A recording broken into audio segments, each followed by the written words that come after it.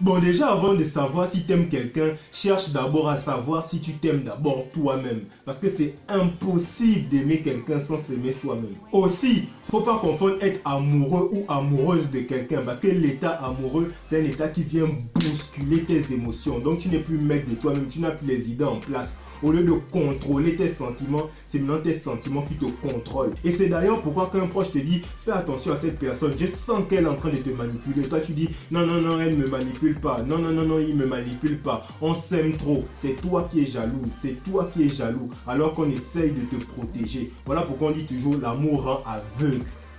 Intro.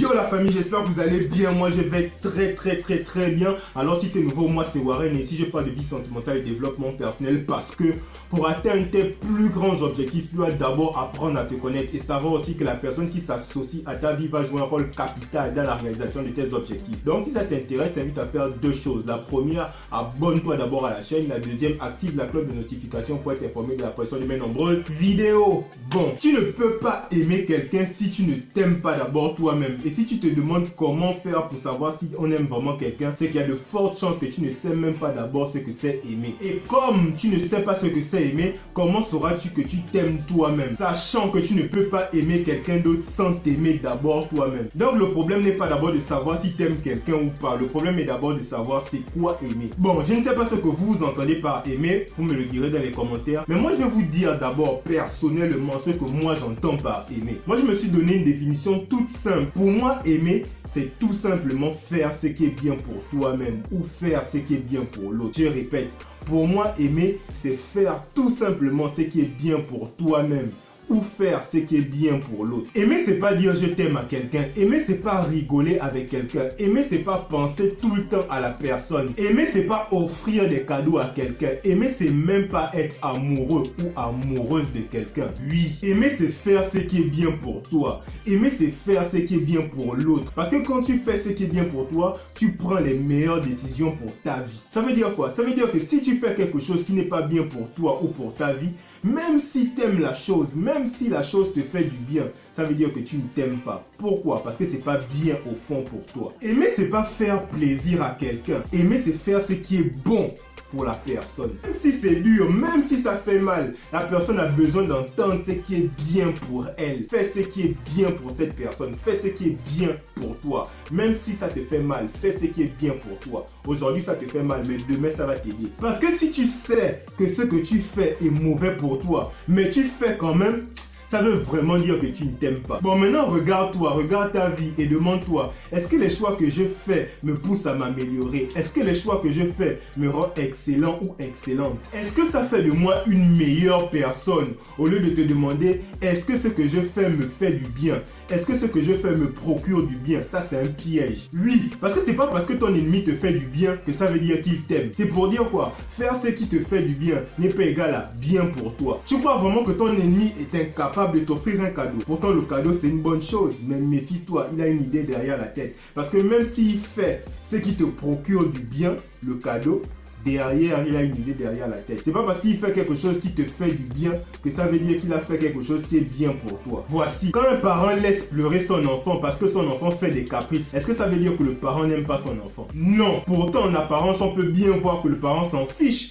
vu qu'il ne calcule pas son enfant qui pleure. Oui, mais le parent aime quand même son enfant. Il le laisse pleurer parce que l'enfant fait des caprices. Et succomber aux caprices, le parent sait très bien que c'est pas ça aimer l'enfant. Et c'est encourager l'enfant dans cette bêtise dont le parent a bien fait de laisser l'enfant pleurer. C'est ça aimer, c'est ça faire ce qui est bien pour la personne. Même si ça fait mal à la personne aujourd'hui, demain ça lui rendra service. C'est ça aimer quelqu'un. Aussi, il ne faut pas confondre être amoureux ou amoureuse de quelqu'un. Parce que quand tu es dans l'état amoureux, tu es dans un état de confusion. Les idées ne sont plus claires. Au lieu de contrôler tes émotions, c'est maintenant tes émotions qui te contrôlent. Tu as du mal à prendre de bonnes décisions. Et comme tu as du mal à prendre de bonnes décisions, tu es incapable de faire ce qui est bien pour toi-même. Conclusion, quand tu es dans l'état amoureux, tu ne t'aimes pas. Quand nous on te dit, cette personne ne t'aime pas, regarde comment elle est en train de se foutre de toi. Toi tu dis, oh non, elle ne se fout pas de moi, elle-même, c'est vous qui êtes jaloux. Elle est jaloux de toi, pourquoi? Nous on te dit ça parce que tu es notre frère, tu es notre soeur, nous on t'aime. Mais toi tu es tellement emprisonné par l'amour, tu es dans un état l'état. C'est-à-dire que tu es incapable de voir le vrai visage de quelqu'un.